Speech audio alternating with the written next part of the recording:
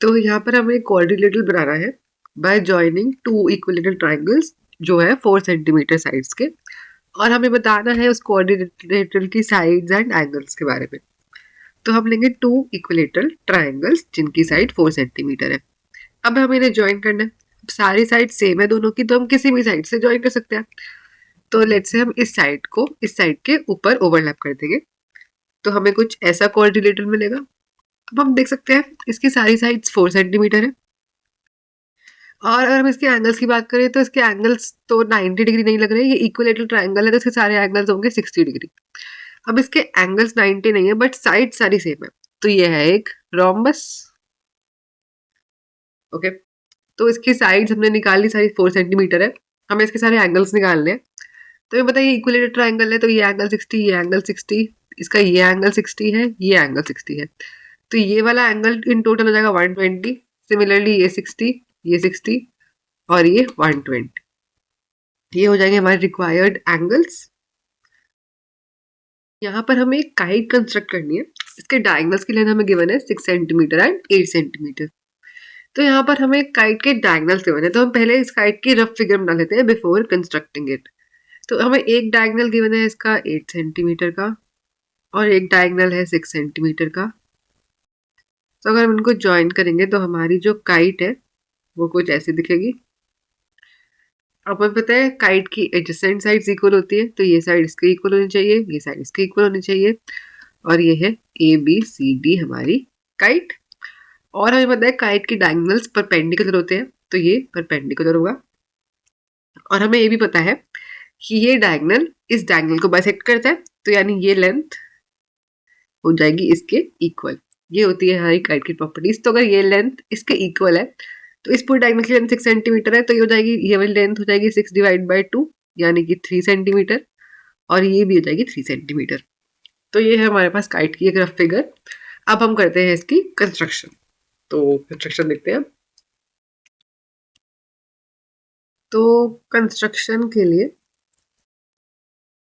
हम पहले इसका बेस बनाते हैं। तो हम पहले AC डायगोनल बनाते हैं 8 सेंटीमीटर का।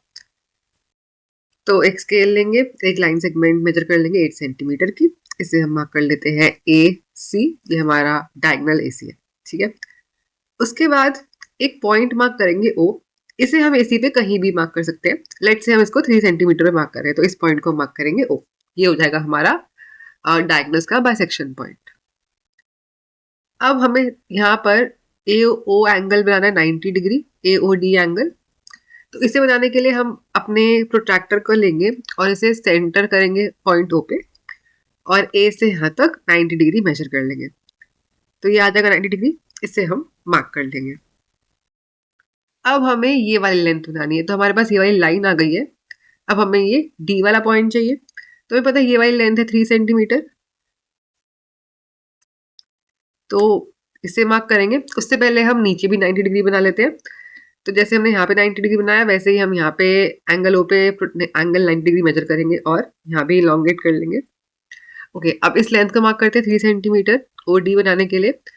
तो हम कंपस को ओपन करेंगे 3 सेंटीमीटर, कंपस के पॉइंटर को रखेंगे O पर, और एक 3 सेंटीमीटर की आर्क इस लाइन पे मार्क कर देंगे।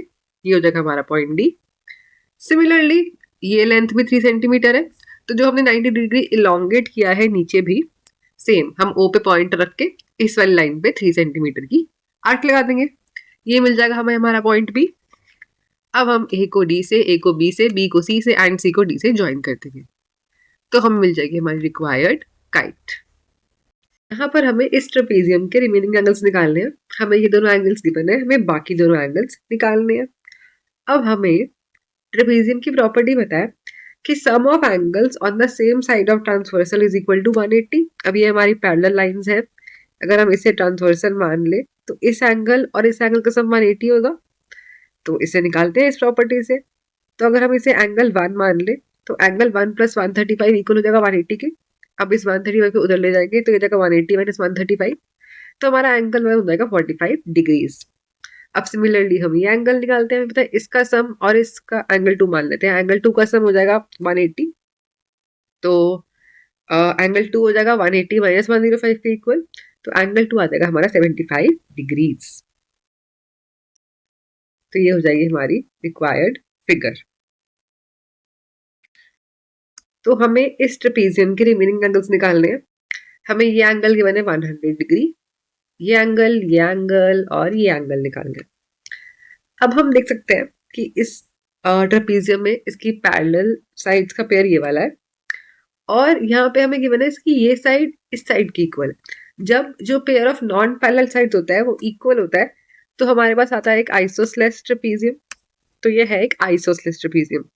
अब आइसोसेलेस ट्रेपेजियम की एक प्रॉपर्टी होती है कि जो उसके बेस एंगल्स होते हैं वो इक्वल होते हैं, यानी जो अपर बेस पे एंगल्स लाई करते हैं, यानी ये और ये इक्वल होते हैं, एंड जो लोअर बेस पे एंगल्स लाई करते हैं ये और ये इक्वल होते हैं। तो ये 100 है तो ये भी 100 डिग्री हो जाएगा। और हमें पता है ट्रेपेजियम के एंगल्स जो same side of the transversal पे लाई करते हैं उनका सम होता है 180। तो इस एंगल और इसका सम हो जाएगा 180, तो ये रिमेनिंग एंगल हो जाएगा 100, 180 माइनस 80 यानी कि 80। और क्योंकि बेस एंगल्स इक्वल होते हैं तो ये 80 है तो ये भी हो जाएगा 80। तो ये है हमारे ट्रेपेजियम के रिमेनिंग एंगल्स। तो हमारी रिमेनिंग एंगल्स कुछ ऐसे। तो हमें यहाँ पर एक वेन डायग्राम बनाना है जो रिप्रेजेंट करता है parallelograms, kites, rhombuses, rectangles and squares को, और फिर उसके बेसिस पे कुछ क्वेश्चन आंसर करने हैं। तो इनमें से हम देख सकते हैं पैरेललोग्राम सबसे बड़ा सेट होता है, तो पैरेललोग्राम्स का हम इसे सर्कल कंसिडर कर लेते हैं। अब रेक्टेंगल्स भी पैरेललोग्राम ही होते हैं, तो इसके अंदर आ जाएंगे हमारे पास रेक्टेंगल्स। अब अगर हमें काइट्स को रिप्रेजेंट करना है तो हमें काइट्स की प्रॉपर्टी पता है कि काइट्स में ऑपोजिट एंगल्स इक्वल होते हैं और एडजेसेंट साइड्स इक्वल होती है। बस यही प्रॉपर्टी होती है। ये भी हो सकता है कि काइट्स में चारों साइड्स इक्वल हो, तो काइट्स हमारे रेक्टेंगल भी बन सकती हैं कुछ काइट्स। और काइट्स की बस ये प्रॉपर्टी होती है कि एडजेसेंट साइड्स इक्वल हो, जरूरी नहीं है वो पैरेलल भी हो ऑपोजिट साइड। तो कुछ काइट्स हमारी पैरेललोग्राम के बाहर भी लाई कर सकती हैं और कुछ काइट्स अंदर भी, और वो रेक्टेंगल भी हो सकती हैं। तो ये रिप्रेजेंट करेगा हमारी काइट्स को। सॉरी ये अजीब सा सर्कल बना है बट ये काइट्स है। अब हम बात करते हैं रोम्बसेस की। तो रोम्बसेस की प्रॉपर्टी होती है कि उनमें चारों साइड्स इक्वल होती हैं, तो रोम्बसेस रेक्टेंगल्स भी हो सकते हैं और काइट भी हो सकते हैं, क्योंकि काइट की तो बस ये प्रॉपर्टी होती है adjacent sides equal, but rhombus में होती है प्रॉपर्टी चारों साइड्स इक्वल। तो वो इन दोनों के इंटरसेक्शन में लाई करेंगे रेक्टेंगल और काइट्स की, और वो पैरेललोग्राम भी हो सकते हैं। तो ये वाला पार्ट जो है ये हमारे रोम्बस को रिप्रेजेंट करता है। और ऐसी फिगर्स जो रेक्टेंगल भी होती है रोम्बस भी होती हैं, मतलब रेक्टेंगल की प्रॉपर्टी 90 डिग्री फॉलो करती है और चारों साइड इक्वल भी होती हैं, वो होती हैं स्क्वायर्स। तो ये रिप्रेजेंट कर रहा है हमारे स्क्वायर्स को। तो हमारा वेन डायग्राम कुछ ऐसा दिखेगा क्लियरली। तो हमारा फर्स्ट क्वेश्चन है कि ऐसा कौन सा कोऑर्डिनेटर है जो काइट भी है और पैरेललोग्राम भी है। तो हमने वेन डायग्राम बनाया है कुछ ऐसे। हम देख सकते हैं जो काइट भी है और पैरेललोग्राम भी है, ऐसे इंटरसेक्शन में दो आ रहे हैं, रोम्बस एंड स्क्वायर। क्योंकि रोम्बस में होती है adjacent side like a kite और opposite sides like a parallelogram, तो काइट है। और ये स्क्वायर भी हो सकता है। अब हमें बताना है कि कोई ऐसा कोऑर्डिनेटर होता है जो काइट भी हो और रेक्टेंगल भी। तो वेन डायग्राम देखते हैं। तो काइट भी हो और रेक्टेंगल भी, इसकी इंटरसेक्शन में आ रहा है स्क्वायर, क्योंकि स्क्वायर में होती है एडजेसेंट साइड्स इक्वल काइट की तरह और 90 डिग्री के एंगल्स होते हैं रेक्टेंगल की तरह। तो स्क्वायर एक ऐसा कोऑर्डिनेटर है जो काइट भी है और रेक्टेंगल भी। यहाँ पर हमें बताना है कि क्या हर काइट रोम्बस होती है। अब हमें पता है काइट में होती है एडजेसेंट साइड्स इक्वल और रोम्बस में होती है चारों साइड्स इक्वल। तो हम ऐसा तो नहीं कह सकते कि काइट एक रोम्बस होती है, बट क्योंकि रोम्बस में चारों साइड्स इक्वल होती है, बट रोम्बस एक स्पेशल टाइप की काइट हो सकती है, बट सारी काइट्स रोम्बसेस नहीं होती, बिकॉज काइट में तो सिर्फ दो एडजेसेंट साइड्स इक्वल होती हैं और रोम्बस में चारों साइड्स इक्वल होती हैं। तो रोम्बस एक स्पेशल टाइप की काइट हो सकती है। तो इस क्वेश्चन में हमें दो रेक्टेंगल्स गिवन है, हमें एंगल IOD निकालना है। IOD यानी हमें निकालना है ये वाला एंगल। ओके, तो हमें रेक्टेंगल की प्रॉपर्टी पता है कि इसमें सारे एंगल्स 90 डिग्री होते हैं, यानी ये एंगल हो जाएगा 90 डिग्री, ये एंगल हो जाएगा 90 डिग्री। बेसिकली हम वो एंगल देख रहे हैं जो इसके आसपास है। ये 90 डिग्री हो जाएगा, ये 90 डिग्री, ये पूरा एंगल इटसेल्फ भी 90 डिग्री हो जाएगा। नाउ अब हमें ये पूरा एंगल पता है 90 डिग्री, ये हमें निकालना है। हम देख सकते हैं ये ORI ट्रायंगल फॉर्म कर रहा है। इसमें हमें ये एंगल पता है, ये एंगल पता है, हम ये रिमेनिंग एंगल निकाल सकते हैं। और अगर हमें ये मिल गया, हमें पता है इस एंगल और इस एंगल का सम 90 डिग्री है, तो उससे हम ये एंगल भी निकाल सकते हैं। तो निकालते हैं हम पहले ये वाला एंगल, एंगल IOR। अब एंगल IOR निकालने के लिए हम ट्रायंगल OIR में एंगल सम प्रॉपर्टी कंसिडर करते हैं। हमें पता है 30 degree plus 90 degree plus IOR हो जाएगा 180 डिग्री के इक्वल। इसे लिख लेते हैं। इन दोनों को ऐड करेंगे तो आ जाएगा 120 plus ROI is equal to 180।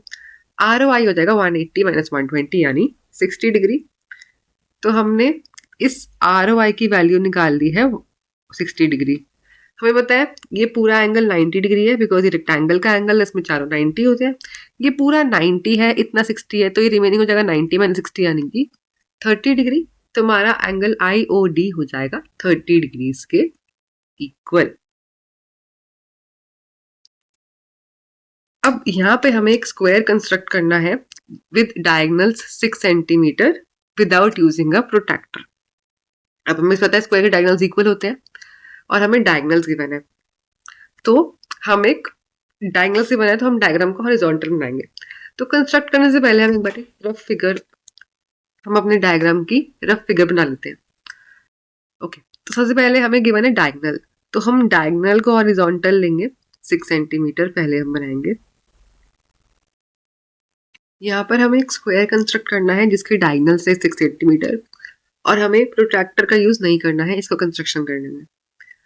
अब हम इस यहाँ पे डायगोनल से बना है, हमें पता है स्क्वायर के डायगोनल्स होते हैं इक्वल, तो दोनों डायगोनल्स की लेंथ हो जाएगी 6 सेंटीमीटर। अब कंस्ट्रक्ट करने से पहले हम इसकी बनाएंगे एक रफ फिगर। अब क्योंकि हमें डायगोनल गिवन है तो हमारी जो फिगर है वो बनेगी हॉरिजॉन्टली। ऐसा इसलिए क्योंकि हमें डायगोनल की लेंथ गिवन है। तो अगर हम मान लेते हैं हमारा एक डायगोनल लेट से AC, ये है 6 सेंटीमीटर, इसे बनाएंगे। फिर हम इसी के परपेंडिकुलर, बिकॉज हमें पता है स्क्वायर के डायगोनल्स परपेंडिकुलर होते हैं, दूसरे डायगोनल बनाएंगे BD, क्योंकि ये दोनों परपेंडिकुलर है। इसकी लेंथ भी हो जाएगी 6, और ये AB, AD, BC और CD इक्वल रहेंगे। तो हमारा स्क्वायर कुछ ऐसा बनेगा। हमें स्क्वायर की एक और प्रॉपर्टी पता है कि इसके डायगोनल्स एक दूसरे को बाइसेक्ट करते हैं। तो यानी ये पूरा 6 है, तो BC CD के इक्वल होगा, यानी ये हो जाएगा 6/2 यानी कि 3, और ये रिमेनिंग हो जाएगा 6/2 यानी कि 3। तो अगर इसका इंटरसेक्शन पॉइंट है O, तो OB OD के इक्वल हो जाएगा यानी 3 सेंटीमीटर। अब इन सब बातों का ध्यान में रखते हुए हम अपनी फिगर बनाते हैं। ओके, तो स्टार्ट करते हैं। तो हमारी फिगर कुछ ऐसे दिख रही है फिगर। अब हम कंस्ट्रक्शन करते हैं। हम सबसे पहले बेस AC ड्रॉ करेंगे। तो AC हमारा डायगोनल 6 सेंटीमीटर का है, तो एक लाइन बनाएंगे 6 सेंटीमीटर की, इससे हम मार्क कर लेंगे AC। अब हमें बनाना है ये एंगल 90 डिग्री BD बनाने के लिए, दूसरा डायगोनल ड्रॉ करने के लिए, और हमें प्रोट्रैक्टर का यूज नहीं करना है। तो हम बनाएंगे परपेंडिकुलर बाइसेक्टर से ये 90 डिग्री का एंगल। अब परपेंडिकुलर बाइसेक्टर से बनाने के लिए इसका मतलब AC का हम परपेंडिकुलर बाइसेक्टर बनाएंगे। उसके लिए हम क्या करेंगे, A पे हम कंपास का सेंटर रखेंगे, रेडियस हम लेंगे AC के हाफ से ज्यादा। तो अगर AC का हाफ है इतना, तो आप कंपास थोड़ा सा ज्यादा खोलोगे, मतलब अंदाजे से इसके हाफ से ज्यादा।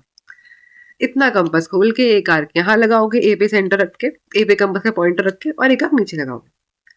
अब सिमिलर काम, अब हम कंपास का पॉइंटर C पे रखेंगे, रेडियस चेंज नहीं करेंगे, पॉइंटर यहाँ रखेंगे, एक आंख ऊपर लगाएंगे, एक आंख नीचे लगाएंगे। ये बन गया। इन दोनों को हम ज्वाइन कर देंगे, तो एक लाइन बनाएंगे जो इन दोनों को ज्वाइन कर रही है। ये बन जाएगा हमारा AC का परपेंडिकुलर बाइसेक्टर। तो ये लाइन हमें मिल जाएगी जो परपेंडिकुलर है AC से। अब ये लाइन तो मिल गई, लेकिन हमारी ये वाली लेंथ है 3 सेंटीमीटर। तो इसके लिए हम क्या करेंगे, ये वाले पॉइंट मार्क करने के लिए हम O पे कंपास का सेंटर रख के 3 सेंटीमीटर लेंथ कंपास स्केल में मेजर करके O पे पॉइंट रखेंगे अपने कंपास का, और जो हमने 3 सेंटीमीटर खोला है एक आर्क लगा देंगे, एंड सिमिलरली नीचे भी एक 3 सेंटीमीटर की आर्क लगा देंगे। तो हमें ये लेंथ मिल गई 3 सेंटीमीटर और ये लेंथ मिल गई 3 सेंटीमीटर। इसे मार्क करेंगे पॉइंट D और इसे मार्क करेंगे पॉइंट B। अब हम इन चारों को ज्वाइन कर लेंगे, AD, CD, CB और AB को। ये मिल जाएगा हमें हमारा रिक्वायर्ड स्क्वायर। तो यहाँ पर हमें ये फिगर गिवन है जिसमें सी ए सी एक स्क्वायर है, हमें गिवन है यू वी डब्ल्यू और एक्स इस स्क्वायर के हर साइड के मिड पॉइंट्स है। अब हमें बताना है कि यू वी डब्ल्यू एक्स किस टाइप का कोऑर्डिनेटर है by using construction and geometric reasoning. और हमें बताना है कि हम ऐसा square with in a square और कैसे कंस्ट्रक्ट कर सकते हैं। तो हम पहले देखते हैं यू वी एक्स किस टाइप का कोऑर्डिनेटर है, you V W x. Okay, तो अब हमें पता है कि ये स्क्वायर है सी ए एस सी, यानी इसकी चारों साइड्स इक्वल है। तो हम अज्यूम कर लेते हैं इसकी हर साइड को 2a 2a 2a 2a 2a। अब हमें चेक करना है कि यू वी डब्ल्यू एक्स किस टाइप का कोऑर्डिनेटर है, तो उसके लिए हमें इसकी साइड्स पता होनी चाहिए और एंगल्स तो हम वो निकालने के ट्राई करेंगे। अब हमें पता है ये पूरा 2a है और v इसका मिड पॉइंट है, तो यानी ये सी वी इक्वल हो जाएगा वी के, यानी अगर ये पूरा 2a है ये लेंथ हो जाएगी ये a। सिमिलरली ये पूरा 2a है, ये लेंथ है, ये लेंथ है, ये लेंथ है, ये लेंथ a, ये लेंथ है और ये लेंथ है। हम निकालने का ट्राई करते हैं ये वाली लेंथ। ओके, अब क्योंकि ये स्क्वायर है तो हमें पता है कि ये हो जाएगी 90 डिग्री ये एंगल। तो हम पाइथागोरस थ्योरम का यूज करके इस ट्रायंगल में ये यूवी की लेंथ निकाल सकते हैं, तो इसे देख लेते हैं। ओके, अब पाइथागोरस थ्योरम से यू वी स्क्वायर इक्वल हो जाएगा C V square plus C U square के। तो ये लेंथ थी ए, ये लेंथ थी A square plus A square हो जाएगा यू वी स्क्वायर के। तो यू वी स्क्वायर आ जाएगा 2a स्क्वायर के, तो यू वी आ जाएगा इसका स्क्वायर रूट यानी √2a। तो ये भी ए था, तो सिमिलरली इसमें भी अप्लाई करेंगे तो ये आ जाएगा √2a। तो सिमिलरली ये भी, तो हम देख सकते हैं इसकी चारों साइड्स की लेंथ आ जाएगी इक्वल। अब हम इसके एंगल्स निकालते हैं इस यू वी डब्ल्यू एक्स के। उसके लिए हम क्या करते हैं, इस एंगल को 1, इसको 2, इसको 3 और इसको 4 नेम कर देते हैं। अब हम देख सकते हैं कि अगर ये ए है, ये ए है, ये सी यू वी एक आइसोसेलेस ट्रायंगल बन रहा है। हमें पता है angle opposite to equal sides are equal, तो इसके ऑपोजिट ये है, इसके ऑपोजिट ये है, तो एंगल 1 इक्वल हो जाएगा एंगल 2 के। सिमिलरली यहाँ भी एंगल 3 इक्वल हो जाएगा एंगल 4 के। ओके, अब अगर हम इस ट्रायंगल में देखें, हमें पता है ये 90 डिग्री है, तो एंगल सम प्रॉपर्टी निकाल के लगाकर हम एंगल 1 एंगल 2 निकाल सकते हैं। तो इस ट्रायंगल में एंगल सम प्रॉपर्टी लगाएंगे, तो 90 degree plus angle 1 plus angle 2 plus angle C हो जाएगा 180 डिग्री के इक्वल। तो एंगल सी की वैल्यू 90 पुट कर देंगे और एंगल 2 एंगल 1 के इक्वल है, तो एंगल 1 प्लस 90 प्लस एंगल 1 हो जाएगा 180 के इक्वल। इसको सिंप्लीफाई करेंगे तो हमारे एंगल 1 की वैल्यू आ गई 45 डिग्री, या angle 2 and angle 1 are equal, तो एंगल 2 की वैल्यू आ गई 45 डिग्री। एंड सिमिलरली हमें पता है यहाँ भी सेम चीज हो रही है, ये एंगल और ये एंगल इक्वल आ जाएंगे, ये 90 डिग्री है, तो इस एंगल की वैल्यू भी आ जाएगी 45 डिग्री। हम देख सकते हैं ये लाइन एक लीनियर पेयर फॉर्म करेगी, ये तीनों एंगल्स का सम इस लाइन पे 180 डिग्री हो जाएगा। तो ये पता है ये 45 है, ये 45 है, रिमेनिंग निकाल सकते हैं और इस पूरे का है टोटल एंगल 180 डिग्री, तो इस रिमेनिंग एंगल निकाल देते हैं, यानी कि एंगल यू। तो angle 2 plus angle 3 plus angle V U X, जो ये बीच वाला एंगल है, ये हो जाएगा 180 के इक्वल। एंगल 2 और 3 की वैल्यू में पता है 45 डिग्री 45 डिग्री, इसे पुट कर देंगे, तो इसको सिंप्लीफाई करके एंगल वी यू एक्स की वैल्यू आ रही है 90 डिग्री। तो सिमिलरली इसकी वैल्यू आ रही है 90 डिग्री। तो सिमिलरली बाकी एंगल्स के लिए भी अगर हम ये सेम चीज करेंगे, क्योंकि ये सारी साइड्स की लेंथ तो सेम है और ये भी √2a है, ये सेम चीज करेंगे तो यहाँ ये भी 90 डिग्री आ जाएगा, ये भी 90 डिग्री आ जाएगा, ये भी 90 डिग्री आ जाएगा। तो हम देख सकते हैं यू वी डब्ल्यू एक्स की चारों साइड्स इक्वल है और चारों एंगल्स भी इक्वल है और 90 डिग्री की इक्वल है। तो हमें पता है ये सारी प्रॉपर्टीज एक स्क्वायर की होती हैं, तो हमारा यू वी डब्ल्यू एक्स एक स्क्वायर फॉर्म कर रहा है। इसका नेक्स्ट पार्ट देखते हैं। तो हमें अदर वेज निकालने थे constructing a square with in a square के, सच दैट जो वर्टिसेस है अंदर वाले स्क्वायर की वो लाई कर रही हैं साइड ऑफ आउटर स्क्वायर पे। तो इसे देखते हैं। तो हम ऐसा कुछ ऐसे बना सकते हैं। तो हम क्या कर सकते हैं इसके लिए, ऐसा करने के लिए एक स्क्वायर के अंदर स्क्वायर बनाने के लिए सच दैट कि उसकी जो अंदर वाले स्क्वायर की वर्टिसेस हैं वो बाहर टच कर रही हैं। ऐसा करने के लिए हम ना एक स्क्वायर लेंगे अंदर और उसके बाहर एक स्क्वायर बनाएंगे। ये हम ऐसे बना सकते हैं सच दैट अगर हमारा पी क्यू आर एस अंदर का स्क्वायर है तो हम कोई भी डिस्टेंस अज्यूम कर लेंगे ये वाला। यही सेम डिस्टेंस हम रखेंगे यहाँ पे और यहाँ पे। मतलब अगर हम उसको ऐसे देखें तो मतलब अगर हमने एक अंदर स्क्वायर बनाया है, ये बाहर वाला स्क्वायर है, हम एक डिस्टेंस यहाँ पे अज्यूम कर लेंगे। उतना ही डिस्टेंस हम यहाँ मार्क करेंगे, उतना ही डिस्टेंस हम यहाँ मार्क करेंगे और उतना ही डिस्टेंस हम यहाँ मार्क करेंगे। ये वाले हम पॉइंट्स मार्क कर लेंगे कुछ ऐसे। इसके बाद हम इन दोनों पॉइंट्स को ज्वाइन कर लेंगे। अगर ये P है ये S है, इन दोनों को ज्वाइन कर लेंगे। हमें पता है कि स्क्वायर के एंगल्स जो हैं वो 90 डिग्री होते हैं साइड्स के बीच में, तो हम S से 90 डिग्री का एंगल बना के इसको इससे ज्वाइन कर लेंगे, सिमिलरली इसको इससे और इसको इससे। तो ये हमारा रिक्वायर्ड स्क्वायर बन जाएगा कुछ ऐसे। तो इस तरह से हम बना सकते हैं अ स्क्वायर के अंदर स्क्वायर जिसकी वर्टिसेस बाहर वाले स्क्वायर पे लाई कर रही है। तो यहाँ में गिवन है कि अगर एक ऐसा क्वाड्रिलेटरल है जिसकी 4 इक्वल साइड्स हैं और एक एंगल 90 है, तो हमें क्वाड्रिलेटरल होते हैं ABCD, इसकी चारों साइड ये इक्वल है और कोई भी एक एंगल 90 है, तो हमें बताना है कि क्या ये ABCD एक स्क्वायर फॉर्म कर सकता है या फिर नहीं, बाय यूजिंग ज्योमेट्रिक रीजनिंग या फिर कंस्ट्रक्शन एंड एवरीथिंग। ओके, तो इसे देखते हैं। तो हम इसका एक डायगोनल ड्रॉ कर लेते हैं, ये BD। अब स्क्वायर के लिए हमें चेक करना होगा उसकी चारों साइड्स तो इक्वल है, ये हमें गिवन है। हमें बाकी चारों एंगल्स चेक करने होंगे कि वो 90 के इक्वल है या नहीं। अगर वो 90 के इक्वल होंगे बाकी तीनों एंगल्स, तो ये एक स्क्वायर फॉर्म कर देगा, बिकॉज यही होती है एक स्क्वायर की प्रॉपर्टीज। तो बाकी एंगल्स निकालने के लिए हम पहले रिलेशन निकालते हैं एंगल्स के बीच में। तो हम इन दोनों एंगल्स के बीच में रिलेशन निकालते हैं, angle A and angle C के बीच में। तो यहाँ पे हम इसके लिए ट्रायंगल ADB और ट्रायंगल CDB को कंसिडर करते हैं। तो इन दोनों ट्रायंगल्स को लेते हैं और इन्हें कॉन्ग्रुएंट प्रूव करने का हम ट्राई करते हैं और इन एंगल्स को 1, 2, 3 एंड 4 मार्क कर देते हैं। अब इन दोनों ट्रायंगल्स को लेंगे DAB एंड DCB को। अब इन दोनों ट्रायंगल्स में देख सकते हैं ये साइड इसके इक्वल है, ये साइड इसके इक्वल है और ये साइड कॉमन है। तो बाय SSS क्राइटेरिया ये दोनों हो जाएंगे कॉन्ग्रुएंट, इजीली हमें दिख रहा है। तो एंगल है इक्वल हो जाएगा एंगल C के बाय CPCT। तो ये 90 है तो ये भी 90 हो जाएगा। तो इन दोनों एंगल्स तो हमें पता चल गया।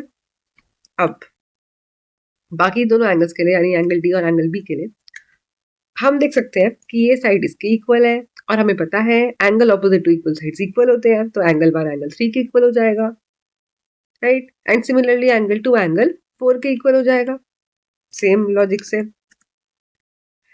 अब हम देख सकते हैं एंगल ट्रायंगल DAB में एंगल सम प्रॉपर्टी अप्लाई कर सकते हैं। तो इन तीनों एंगल्स का सम हो जाएगा 180 डिग्री, तो इसे लिख लेते हैं। तो angle 1 plus angle 3 plus angle A हो जाएगा 180। ये दोनों एंगल्स इक्वल है, तो इन एंगल 1 की जगह लिख सकते हैं, एंगल 3 की जगह लिख सकते हैं एंगल 1। तो 2 times angle 1 plus 90 is equal to हो जाएगा 180 डिग्री। तो एंगल 1 आ जाएगा 90/2 यानी कि 45 डिग्री। तो एंगल 3 एंगल 1 के इक्वल हो जाएगा 45 डिग्री। तो ये एंगल आ जाएगा 45, ये एंगल आ जाएगा 45 एंड सिमिलरली ये भी 45 और ये भी 45। तो हमारा जो एंगल D है वो हो जाएगा 45 plus 45 90 degree and angle B भी हो जाएगा 90 डिग्री 45 प्लस 45। तो ये 90 है, ये 90 है, ये दोनों भी 90 आ गए। तो हम देख सकते हैं इस फिगर में चारों साइड्स इक्वल है और चारों एंगल्स भी इक्वल है और 90 डिग्री के इक्वल है। तो हमारा ABCD है एक स्क्वायर।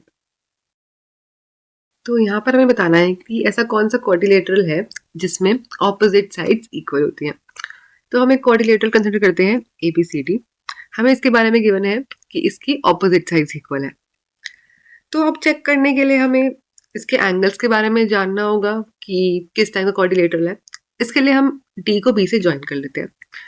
तो हम देख सकते हैं ये दो ट्रायंगल्स फॉर्म हो रहे हैं, तो इनकी कॉन्ग्रुएंसी की हेल्प से हम एंगल्स का रिलेशन चेक कर सकते हैं। तो पहले हम इन दोनों ट्रायंगल्स को कॉन्ग्रुएंट प्रूव करते हैं।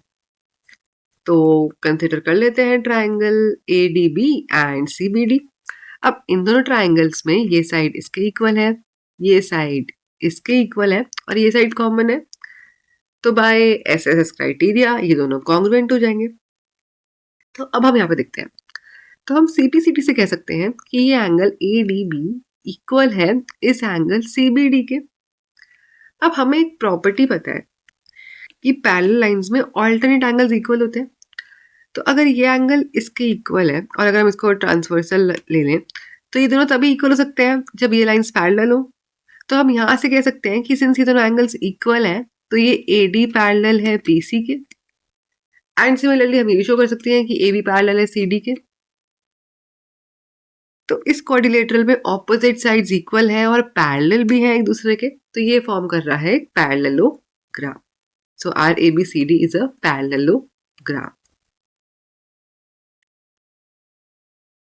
यहाँ पे हमें ये फिगर गिवन है, हमें बताना है कि क्या इस क्वाड्रिलेटरल के सम ऑफ ऑल एंगल्स 360 के इक्वल हो सकता है या फिर नहीं।